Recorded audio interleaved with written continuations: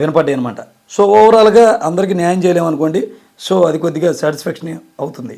ఇక శ్రీశక్తి పేరుతో మహిళలకు ఉచిత బస్సు ప్రయాణం ఇక్కడ వచ్చింది. సరే, ఉచిత బస్సు ప్రయాణం అనుకున్నంత నెగిటివ్ లేదు, అనుకున్నంత పాజిటివ్ లేదు. రూరల్ ఏరియాలో ఈ ఉచిత బస్సు ప్రయాణానికి మంచి పాజిటివ్నెస్సే ఉంది. ఎందుకంటే గ్రామీణ ప్రాంతాల నుంచి ఉపాధి కోసం వలస వెళ్ళే మహిళలకి ఇది చాలా ఉపయోగకరంగా ఉందన్నమాట. ఒక 5,000 6,000 వాళ్ళకి జీతాలు ఇస్తే దాంట్లో 1,500 2,000 ఛార్జీ డబ్బులు అయిపోతున్నాయి. ఆ మిగిలే పరిస్థితి కనపట్టలేదు. కాబట్టి వాళ్ళకి అది ప్లస్గానే చెప్పవచ్చు. సో దానివల్ల ఇంకో అనర్థం కూడా ఉంది.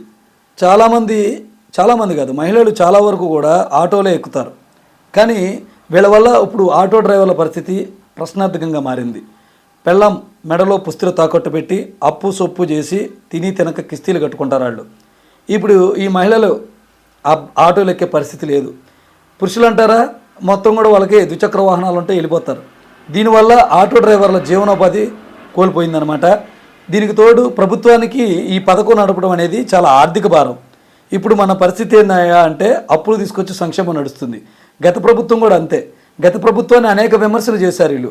అయితే వీళ్ళు సంపద సృష్టిస్తాం, మరి మీరు ఎలా అమలు చేయగలరని ప్రజల్లో ప్రశ్న వస్తుందని వీళ్ళే కవరింగ్ చేశారు. మేము కంపెనీల ద్వారా పెట్టుబడులు వస్తాయి, చాలా పరిశ్రమలు తరి వస్తాయి, సంపద సృష్టించి దాని ద్వారా పథకాలను ఇస్తామన్నారు. కానీ ఎన్ని పరిశ్రమలు తేగలిగారు, ఎంత సంపద సృష్టించగలిగారు అంటే అది ప్రశ్నార్థకమైనటువంటి అంశమే.